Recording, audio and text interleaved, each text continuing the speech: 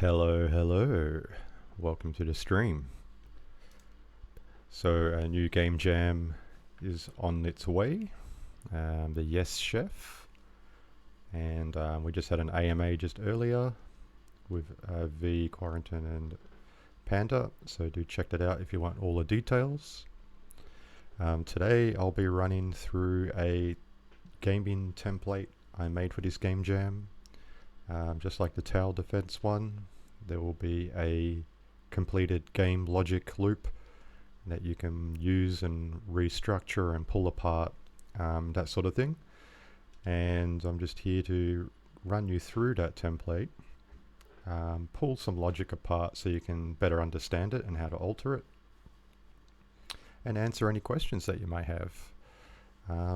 Took me a little while to put this together. It is multiplayer, so everyone can interact with each other's dishes and all sorts of things.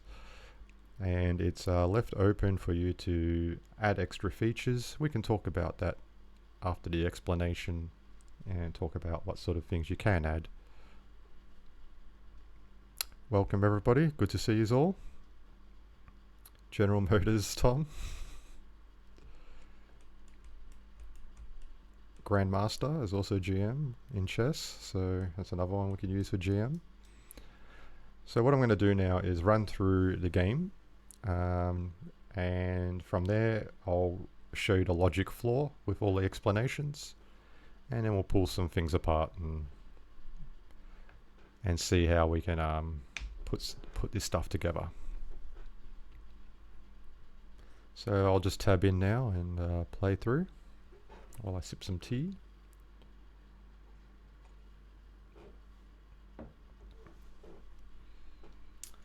Alright, so I noticed in the Game Maker animations don't play on the first playthrough.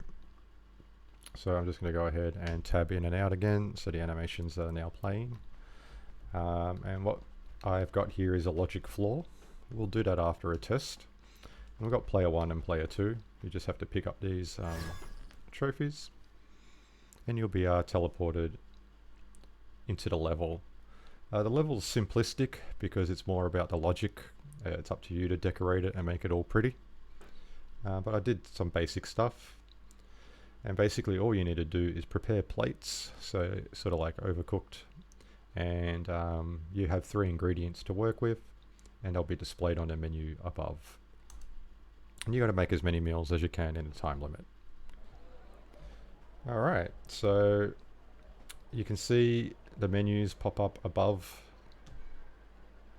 the demon who wants to have his meals cooked, and here are the plates. You take the plates and you put them on the preparation bench. That deleted. That's really weird. I should probably clear my cache. So what I'm going to do is restart Game Maker, because this happens when the app data is flooded. So I'm just going to put this stream on pause, Alt F4, delete the app data and come back in. Be right back.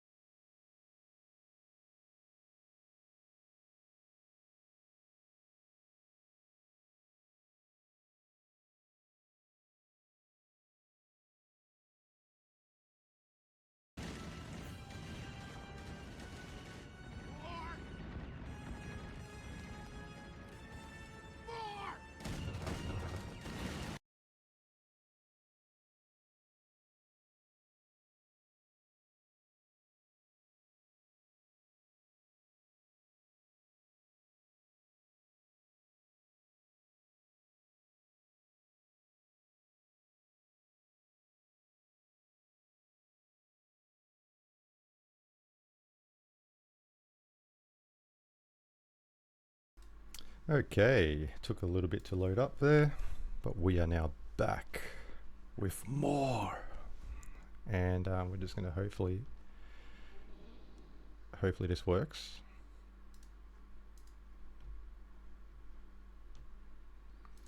All right, I got quite a lot of backup files.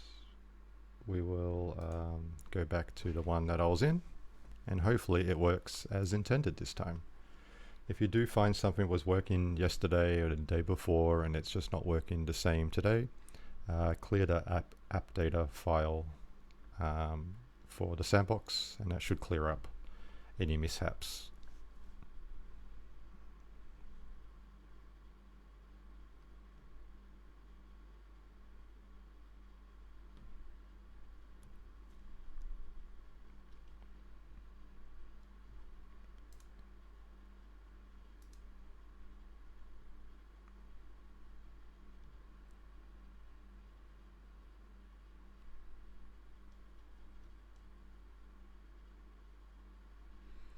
All right, let's try again.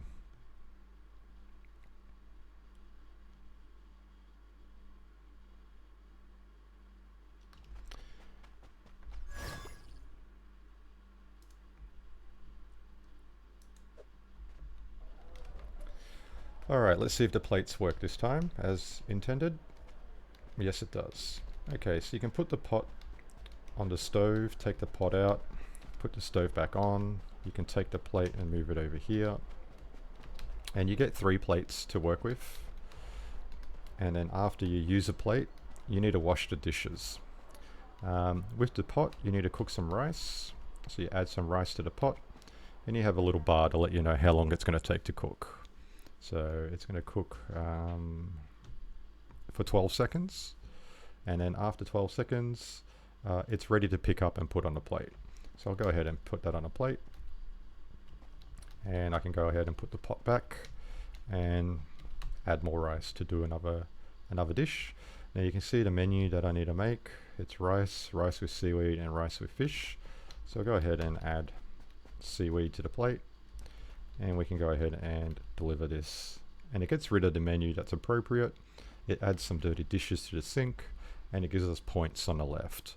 Now we've got some rice cooking. If you forget about the rice will catch on fire, and you can't pick up the pot unless you put the fire out. And while the fire is happening, you can see we're losing points in the top left corner. We lose 1 point a second. So I'll go ahead and pick up the fire extinguisher, and we put out the fire. And now you need to empty the rice in the bin. So we'll go to the bin, empty the rice, and we put that back on the stove and cook a new one. Awesome. While that's cooking, we can wash the dishes. All you need to do is spam E. And now we've washed our dish, and we can pick that plate up and use it as we need. And good thing about this is that the plates are transferable. So if I wanted to put the pot of rice down here, we'll add a new one, and then we can take this plate and put it over here. We may as well deliver it, and it's delivered the plate. If you deliver an empty plate or the wrong meal, you'll lose points and you'll get insulted, because why not? When the time runs out, you'll be transported back to your lobby. It will tell you the score, it will reset, and then 2 new people can join. I have played this template with 4 people, so you can add extra players if you want. Just know that the more that you have, the more lag, and too many chefs in the kitchen aren't always a good idea. Alright, let's showcase the fish chop-in.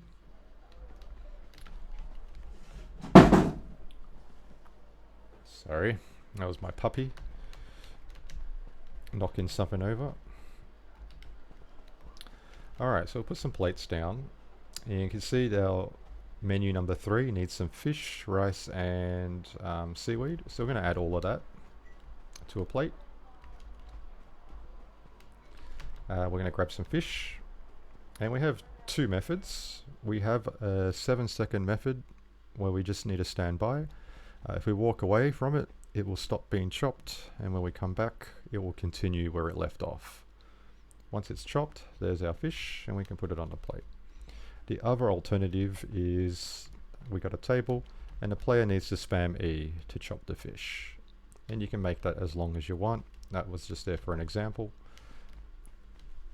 So you can select whichever method you want. For your kitchen, I just provided the logic for both. We're missing seaweed for this one, so I'm going to go ahead and put that back down. And we're going to add that in. And we can deliver our plate. And it appropriates the score and removes the message board, the menu board, and spawns a new random one. And it is random each time, so every game's different using the rule system.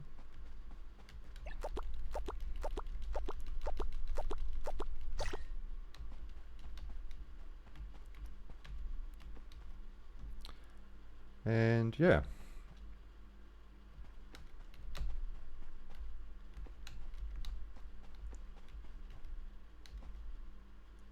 Now our kitchen's on fire. I forgot about the rice. I'll go ahead and put that out.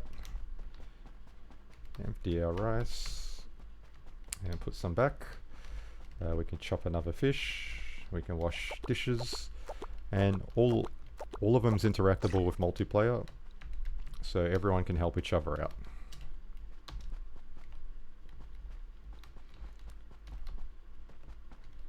And then I'll pull apart the logic for you so you can see what's going on in the back end and do some explanation.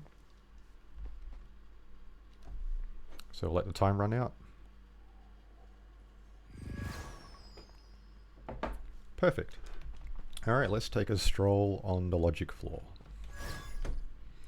So here I'll go through all the explanations. It's good to check the logic floor out first because the gameplay does kill off the assets below, since I keep the appropriate variables and components and behaviors on it. But all you need to do is press E, and it's going to explain a bit about the ingredients. So it will point and tell you what it's talking about. It's going to tell you that it has plant behavior, pickable component, health component, and why we have those variables on the ingredients. Then it will talk about the fish, because there's different stages of the fish. They are presets that spawn other presets. So I'll go through that with you after this demonstration. And basically this logic goes through and explains what each thing does. So you can carry this to the table. If it has a plate, it will put it on the plate. If it's toggled on, you chop the fish and it turns into that, which then turns into this.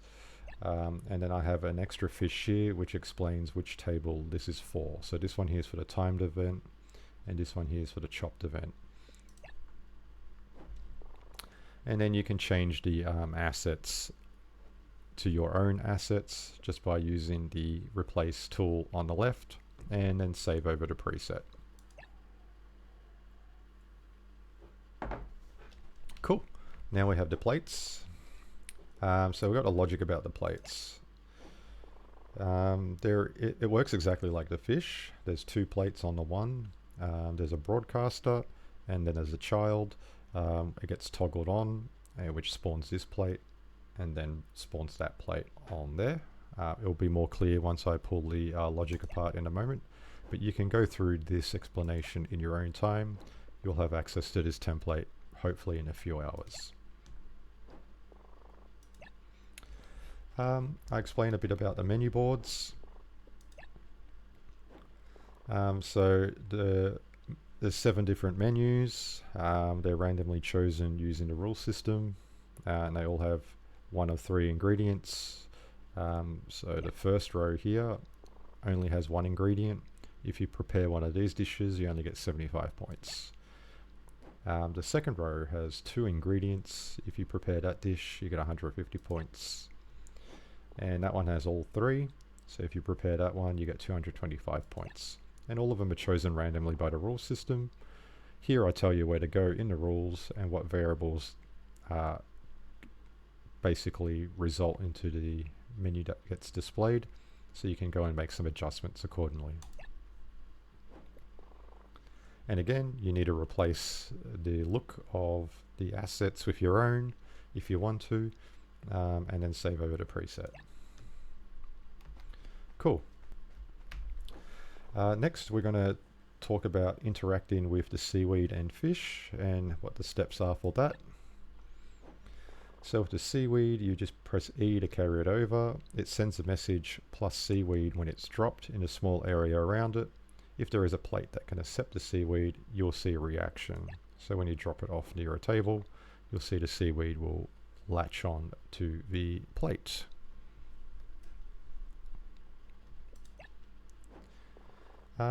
The fish can be prepared in two different ways. So one requires the chef to stand in front of it for 7 seconds, and the other requires you to spam E to chop it. You can choose one for your game, or you can have both, but I recommend just one. The top table here is the one that requires 7 seconds. So you just place the fish down and just wait near it to chop it. You can add your own nice chopping animation, or your own timer, some sort of icon, something to make it visually appealing while you're indicating to the player that there's something happening while you're standing next to it. Next, this chopping area requires the player to interact with spamming E.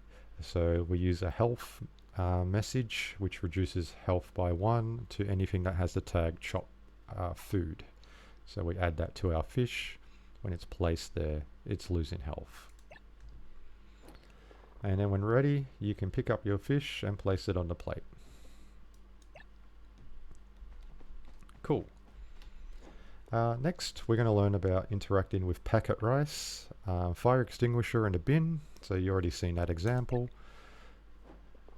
in the gameplay. So same thing with the seaweed. When you pick it up and drop, it will send plus rice to pot when dropped in a small area. If there's an empty pot on the stove, you'll see a reaction. When a pot is being cooked, you'll see a white bar. That white bar is 12 seconds. When it completes, it will turn into a red bar. If the red bar gets to the end, it will set your stove on fire, and you'll need to extinguish the fire before you can use the stove again. And the extinguisher just uses a tag. So there's a tag that detects it at the stove, and when you drop that near it, it will send a message to put out any fires. And the bin is where you throw out your burnt rice. You can add multiple things to the bin. I only added the logic for the burnt rice due to time constraints, but it's quite easy to expand on that if you want to throw more things in the bin. Alright, this one was more complicated, but this one's a rice cooking logic.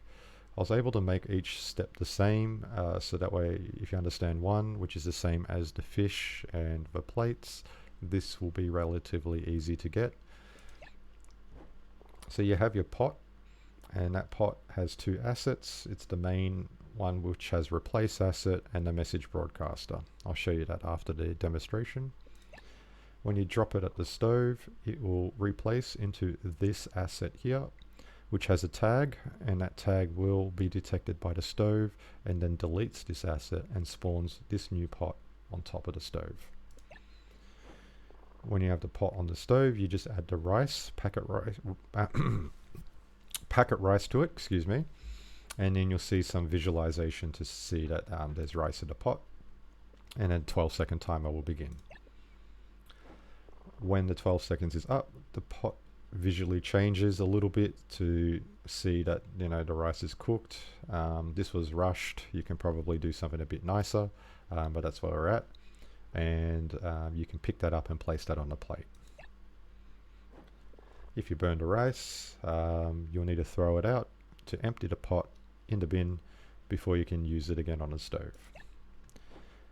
This pot here appears when the stove is burnt, and it's not pickable. but it's replaced when the fire is extinguished. When it's replaced, it turns into this pot, which is then pickable. And again, you can replace the look of the assets by clicking on it and replace an asset on the left-hand side.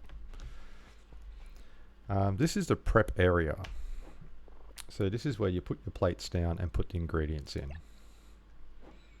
With the prep area, it's quite complex. This is where all the logic is pretty much held. So when you put your plate over the table, it will toggle on the plate, which is the replaceable toggle. I'll show you that after the demonstration. And what it does, it detects the secondary asset that this replaces to, toggles on all the appropriate message broadcasters using the volume trigger, and then spawns your plate and kills the one that you just dropped. And I'll show you all of that in a moment. Cool. Next we have washing dishes. This one's quite simple. Dishes will pop up when you submit a meal and you need to clean a plate. You spam E at the plate to clean it. You'll see some indicators, and then once you spam 15 times, the plate will be there for collection. When you do clean a plate, it takes away one from the dirty plate variable in the rule system, and toggles on and off the ability to wash dishes based on what the variable is in a rule system. You can change 15 times to whatever amount you want.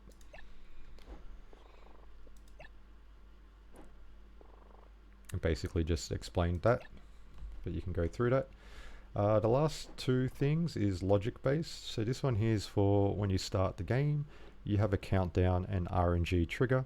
So the banner that pops up when you click OK to start the game, it triggers the start timer. It does a 3, 2, 1 go countdown, and then this one here triggers the RNG system for the menu, and 1 of 3 menus will pop up. Sorry, 1 out of 7 was it? Yeah, 7 different menus in each 3 locations. I'll show you more about that in a moment. But here I have where you can find it and what it does. And the last thing here is the score point system. So if you want to change how much the plates are worth or what you get, or how much you lose, this is the place to do that.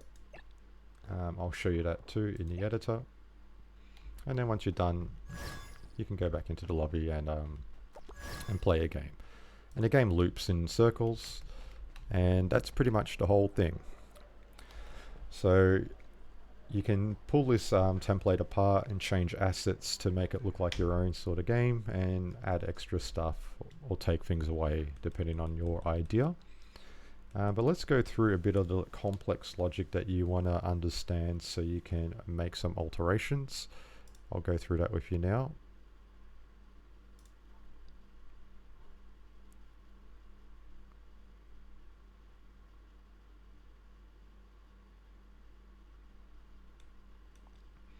So last year has a question saying, how can I set a random food orders? I mean, to avoid that the players do the same order sequence every time they start the map.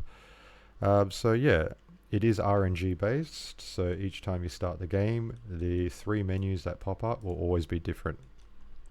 So players will need to see what's actually on the board and then prepare the dish appropriately.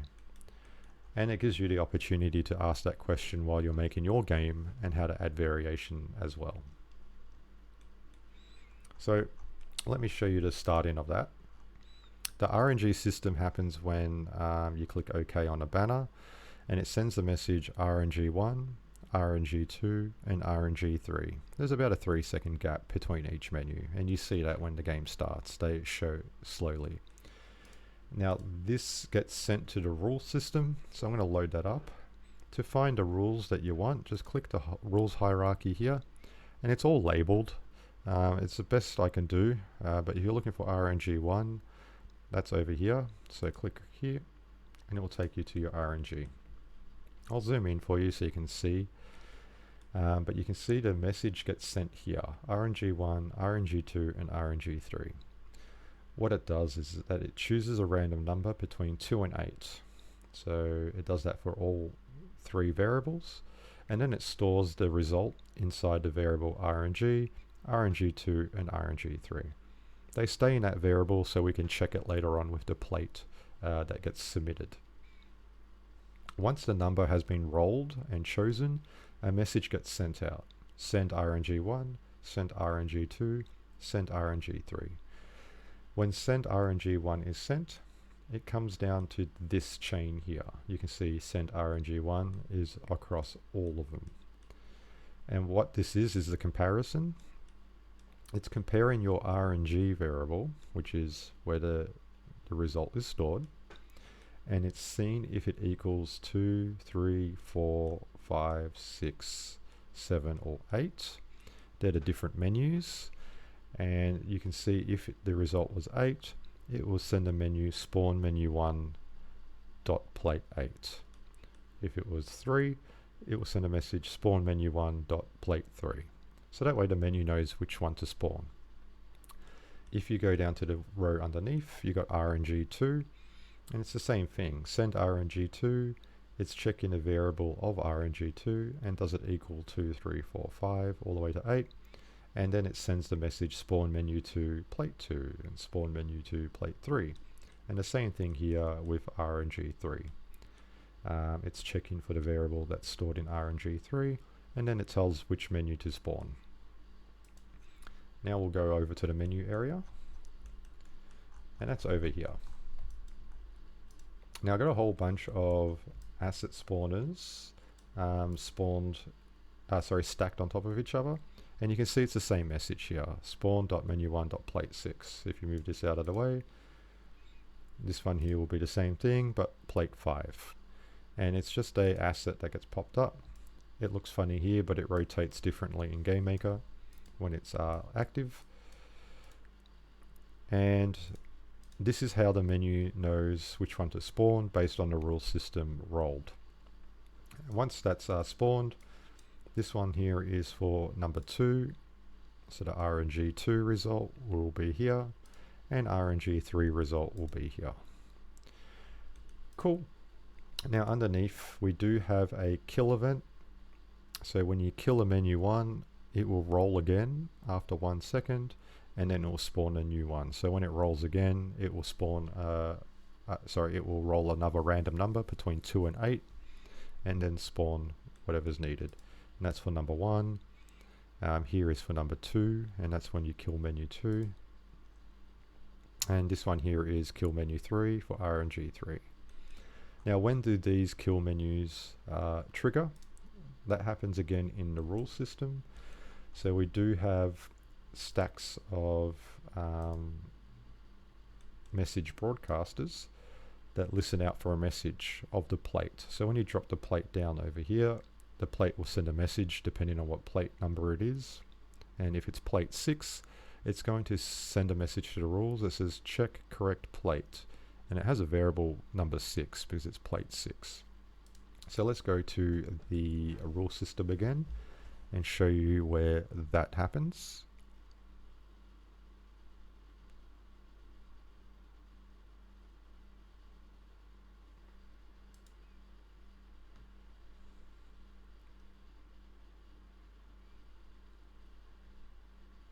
So we'll go to the rules hierarchy, and we've got plate delivered, check menu 1, plate delivered, check menu 2, plate delivered, check menu 3.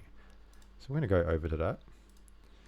And here we have check correct plate and plate number delivered. So what we're doing here is whatever plate is dropped at the area where you deliver the plates, it will send this message to this variable, which is going to set the variable plate number delivered to whatever the argument is, which is 6.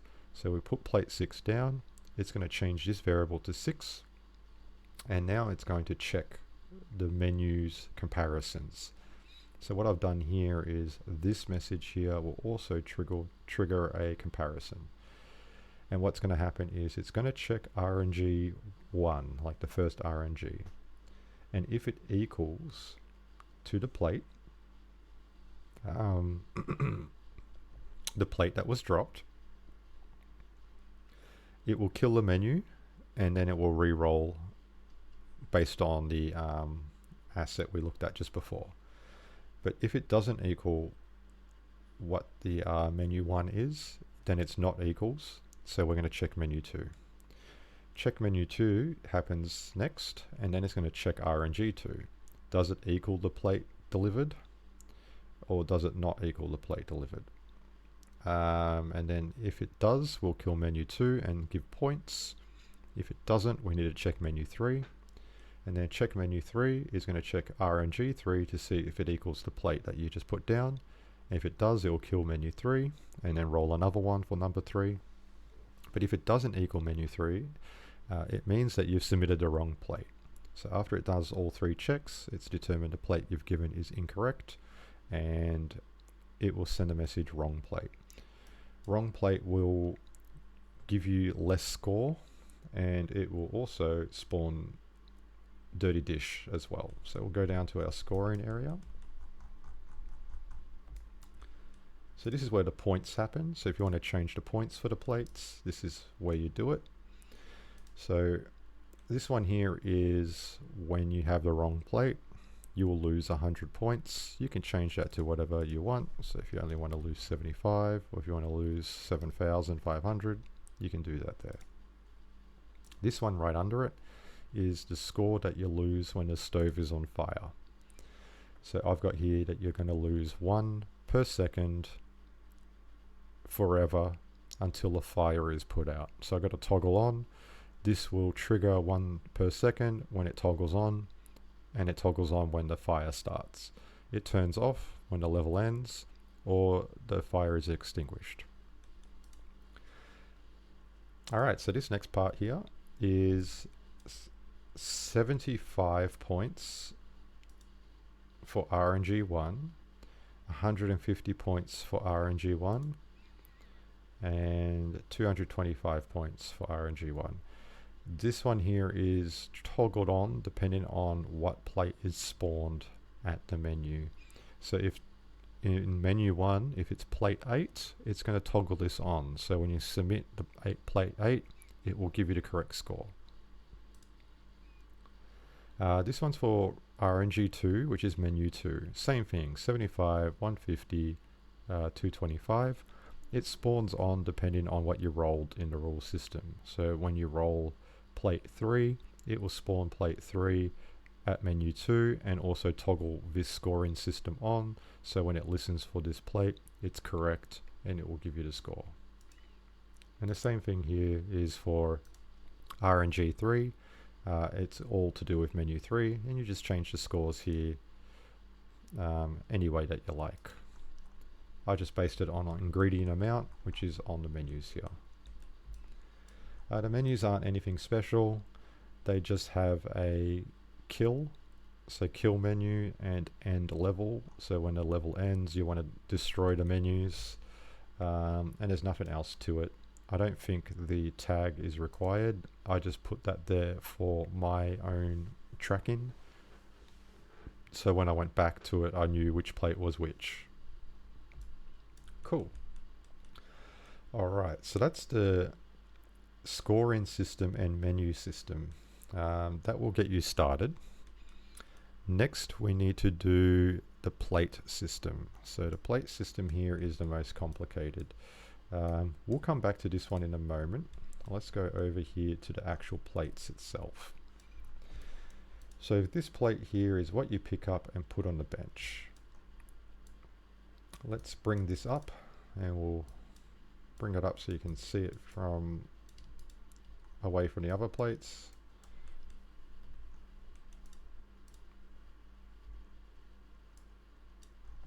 Cool. Now this one here has 2 assets attached. I'm going to go ahead and lift this up and bring the bottom one down a bit. There we go. Alright, so this one here is the main plate, and underneath is the child. The main plate has a replace asset attached to it. So once a message gets sent to it, it's going to replace itself. As you can see here, replace P1 is the plate. Message required. And it also has a pickable. That pickable here sends a message on drop. It does have message on pickup, but this is not needed. It's just something I did in the early stages of development when I was trying to work out how to do things, and I find that this is not really needed anymore. But the message on drop is important. What happens is it sends a message replace plate to everything in range of 1. So it's really, really tight. It's just basically sending the message to itself. But really it's sending it to this plate here. And what's happening is this plate here is the thing that sends the message to replace 1. So this message gets sent back to this plate and then replaces it. But the thing is, this message doesn't get sent unless it's toggled on. It's toggled off by default because when you're carrying it around and you drop it somewhere in the middle of the floor, you want to be able to pick it back up again. This only toggles on when you're above the bench. You can see the message required is toggle on plate and toggle off plate. And the bench here, where you place the plate, has a volume, and that volume sends that message on enter and exit. So if you enter this yellow area in the middle, it will detect the tag plate and send a message to everyone in range, which is a small range, to toggle on and off the plate. If you move the plate outside of the yellow area, it will toggle off the plate. The reason it will toggle off so it doesn't replace itself unless you're actually at the table.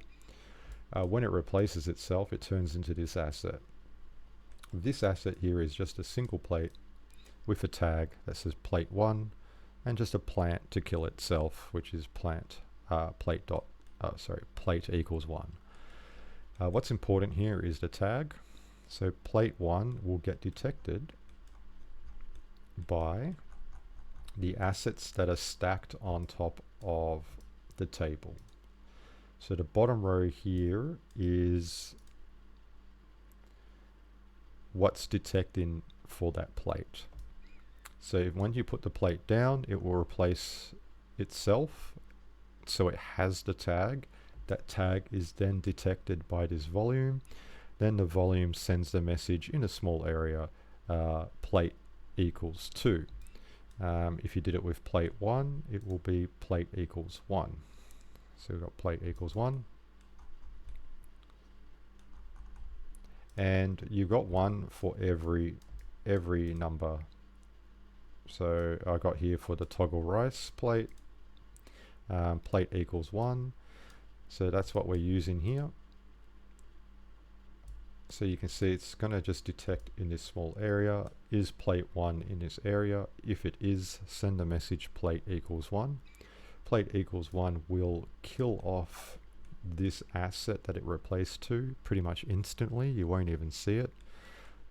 And when it does, it sends the message plate equals 1, which also goes into these asset spawners. These asset spawners are listening for the message as well.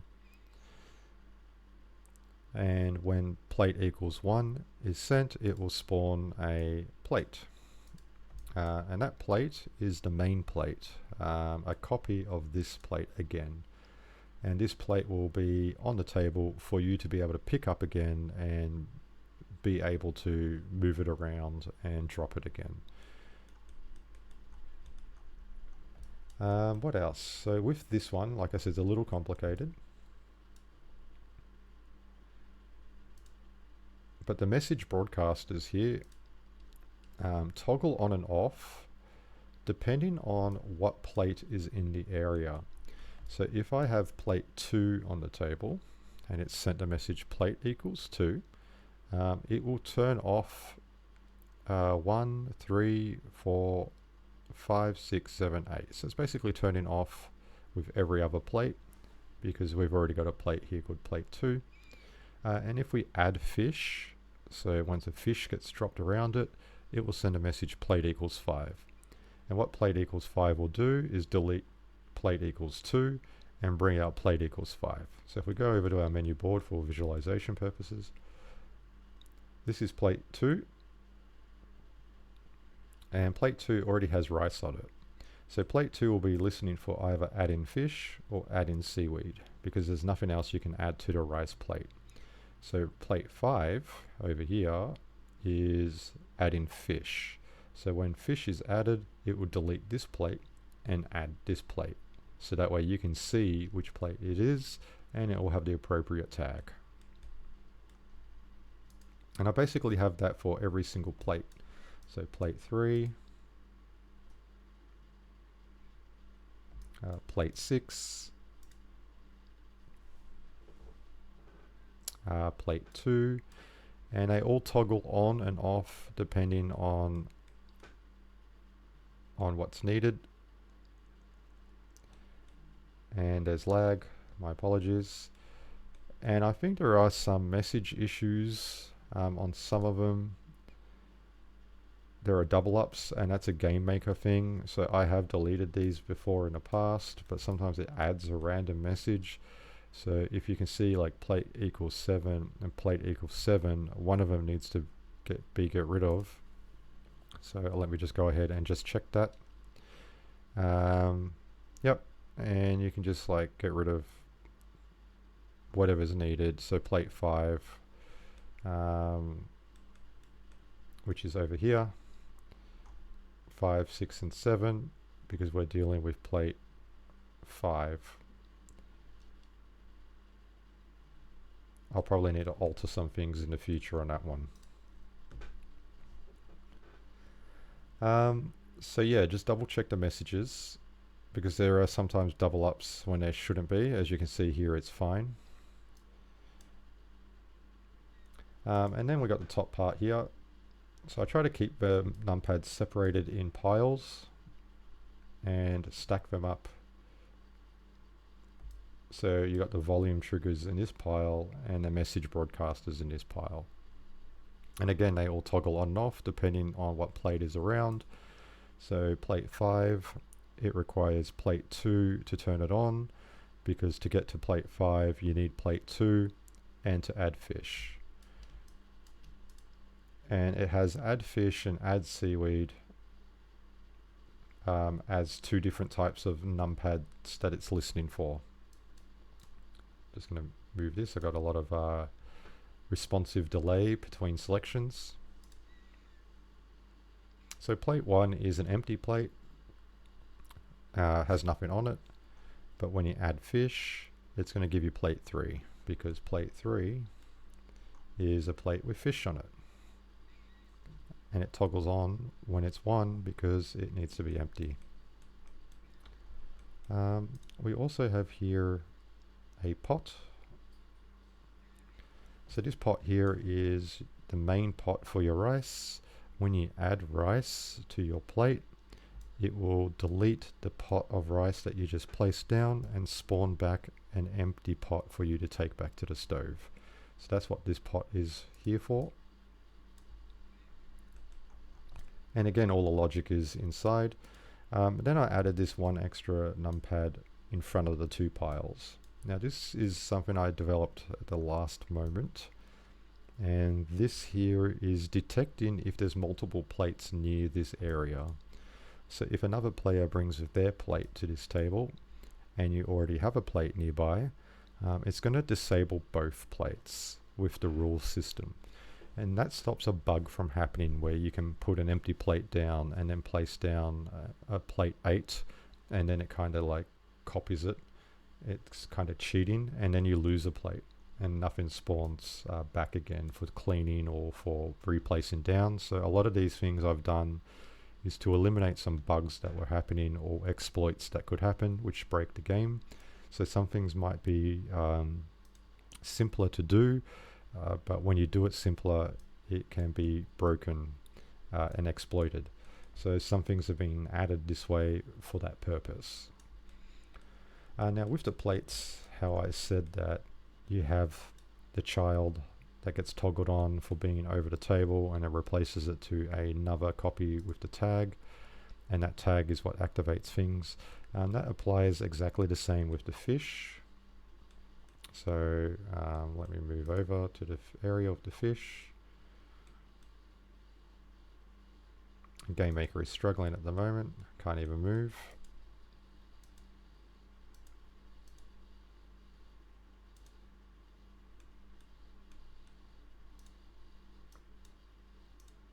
Yep. Yeah, it won't move.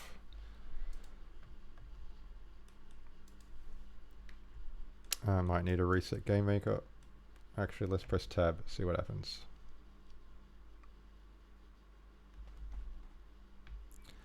Got a question in chat. Great template, nicely organized, thank you. And super easy to expand. How long did it take you to create it? I've been working on this on and off for a couple of months.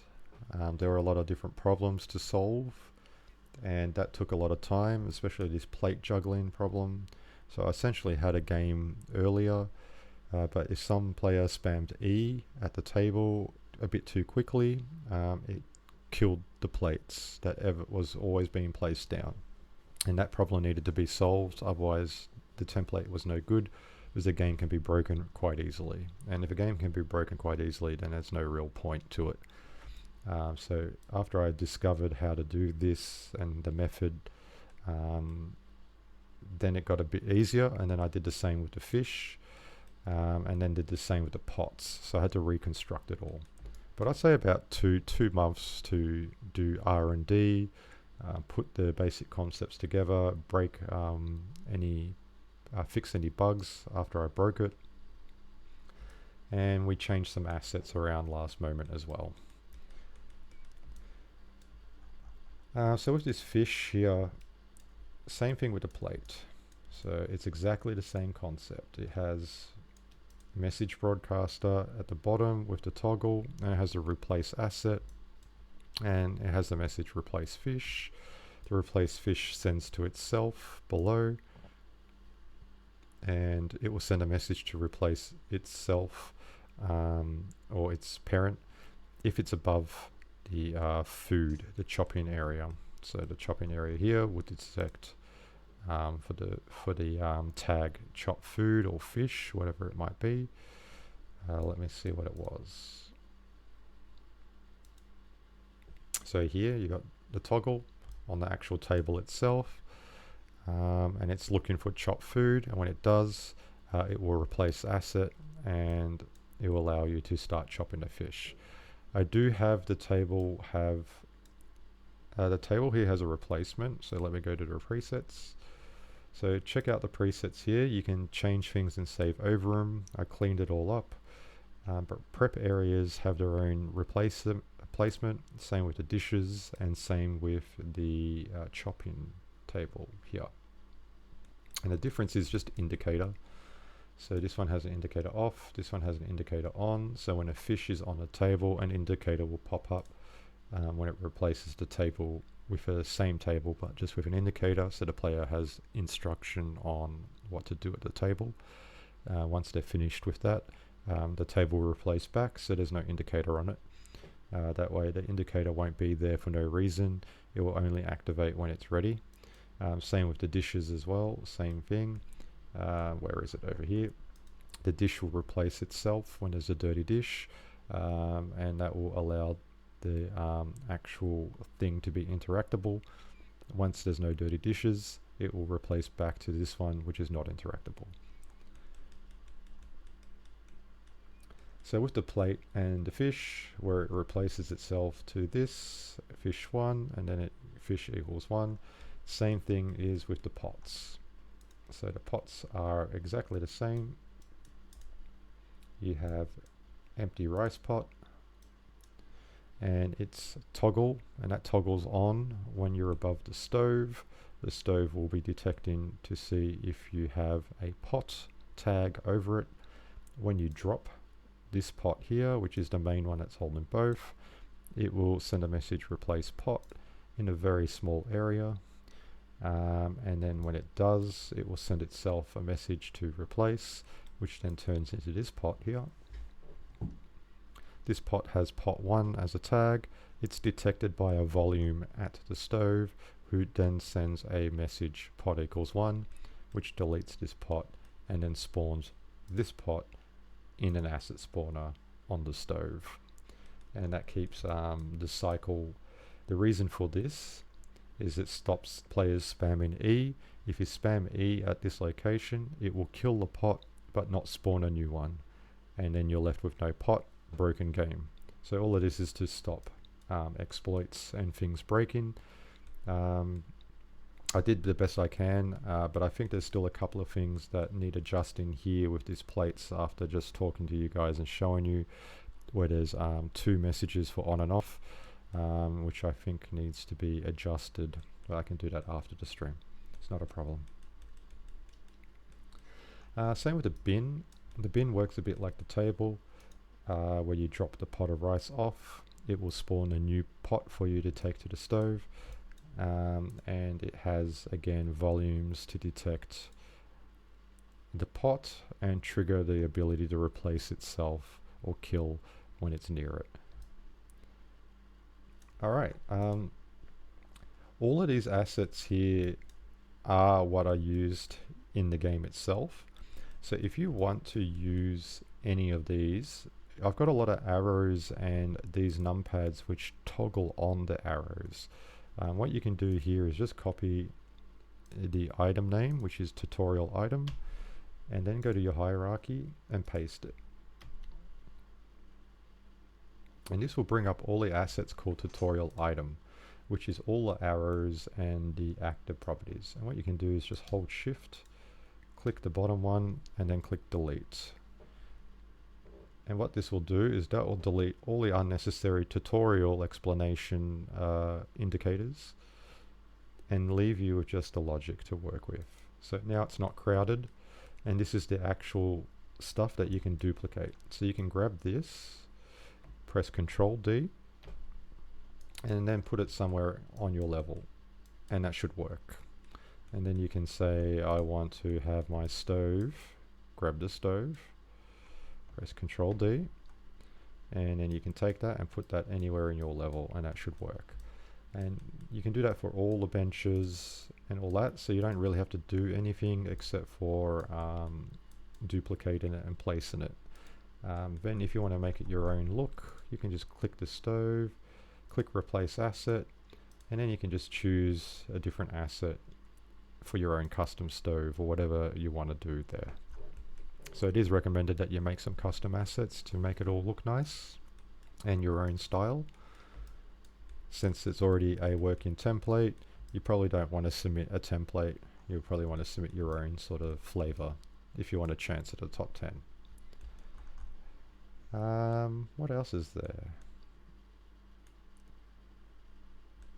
Yes, the timed events. So for the stove, I have a animated asset which goes for 12 seconds, and when the message is played, it toggles things on and off and also activates that in the rule system. So when you add rice to the pot, the 12 seconds will start counting down. So you can just come to the rule system here, so click gameplay, click game rules,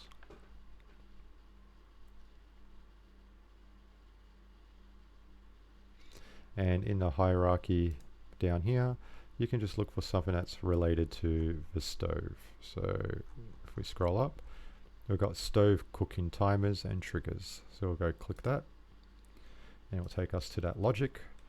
And here you can see there's a duration of 12 seconds, then the stove is cooked. When it's cooked, it will start doing another 12 seconds for overcooked, and then if that 12 seconds runs out, it will send a message to start the fire. Then you have messages to pause and unpause on the white, and pause and unpause for the red. And these are triggered when the pot moves on and off the stove, because you don't want the timer to continue if there's no rice on the stove. And that stops the stove from burning when there's no pot there. What else we got? Level timer. Here you can set how many seconds you want your level to go for. I have 150 seconds for this example, but you can change it to how many seconds you want. I wouldn't want it too long, and I wouldn't want it too short. I found 150 seconds is pretty good. But you probably want to do a little bit more. If you have some sort of challenge, you can probably want to do some less, but it's up to you. Here's the score system. You don't need to change anything here. It's all done on the numpads below. Here are the banners. Player. So player 1 and player 2, that's for the trophies at the beginning. I did that for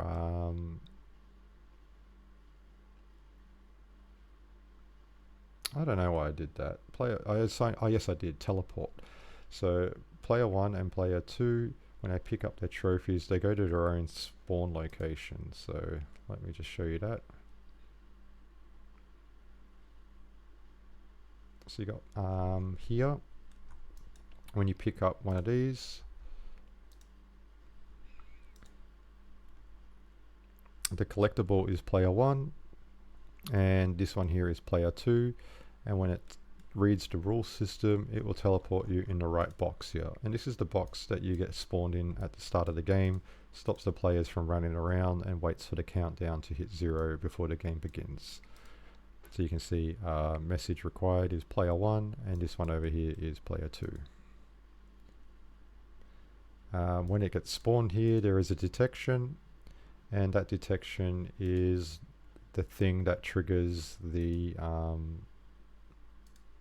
countdown in the rules, the banner with the countdown.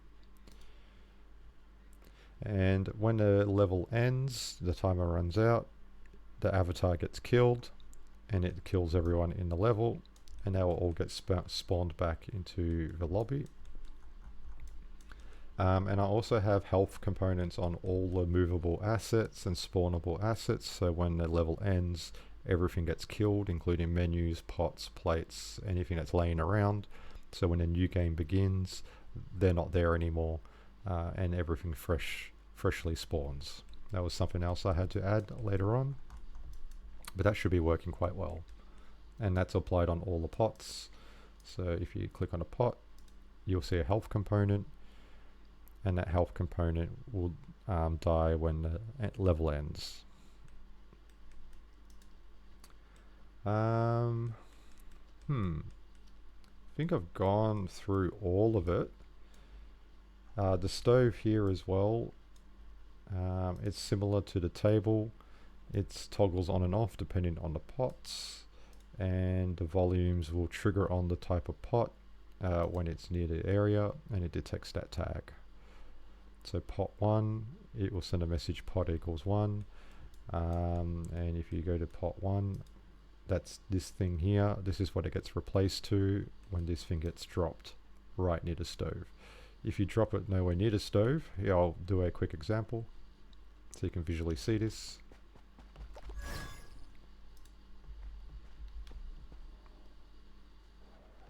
So we've got our pot.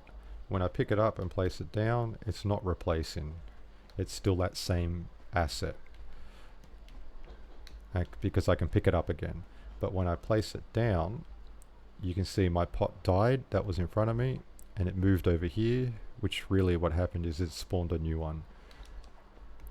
And now I can pick that up and move it down, and when I bring it back, you got to be above the stove or very close to it, and there we go.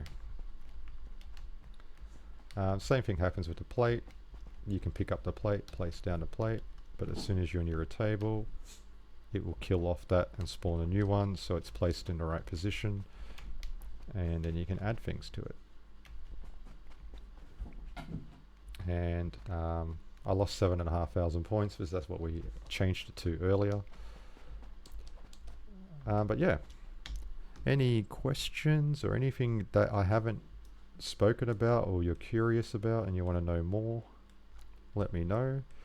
This template will be available for everyone, and you'll be able to pull the logic apart anyway and check how I did things.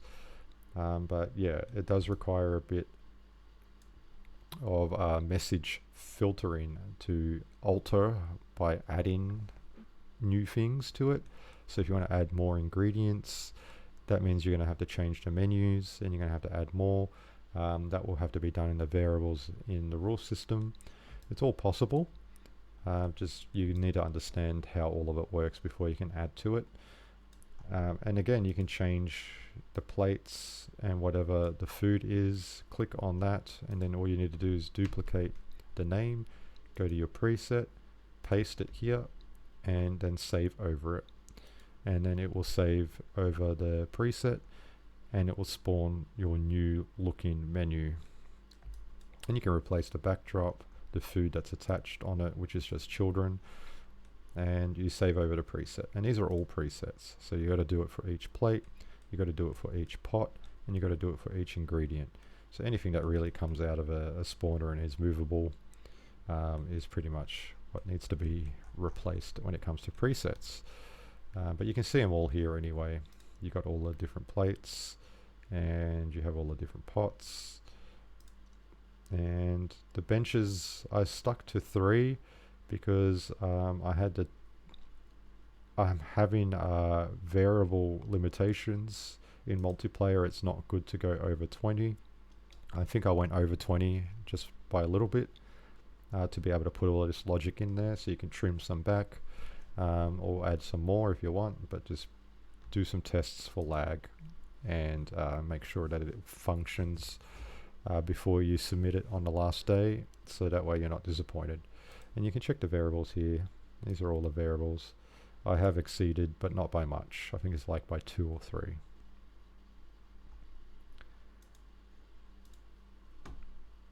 Cool beans.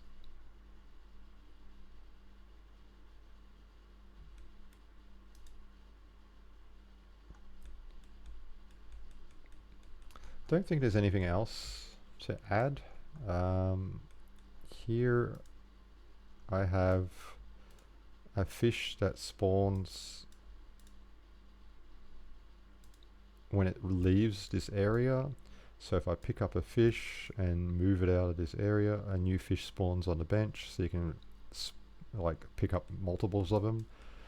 Same with the seaweed, and same with the rice. Dirty plates, let me show you that one.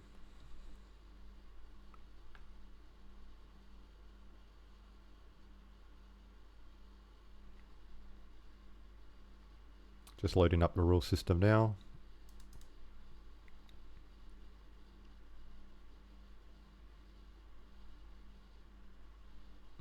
So here you got everything on the left, sorry, on the right, and you got dirty plate counter, you got washing dishes, you got the prep area, so prep area 1, 2, and 3.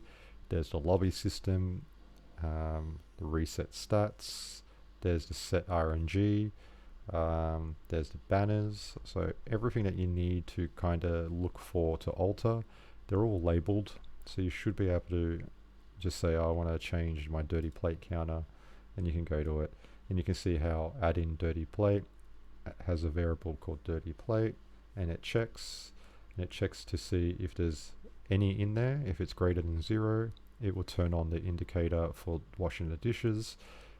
If there is equals or lower than 0, it will turn off washing the dishes.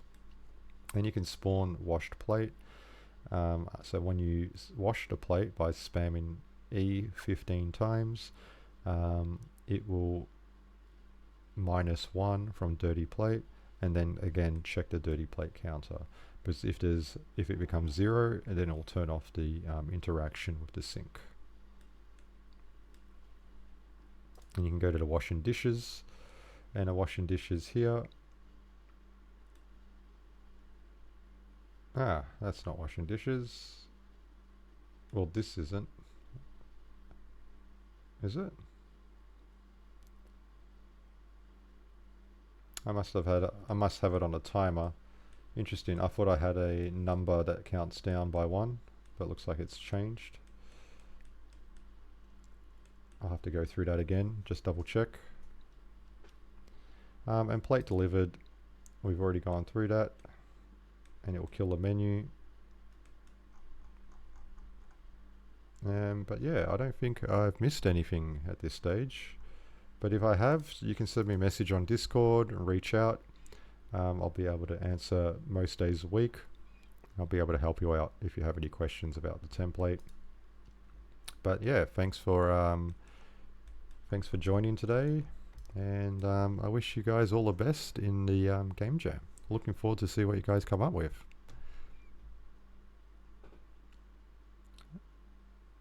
All right, all the best. Take care, guys.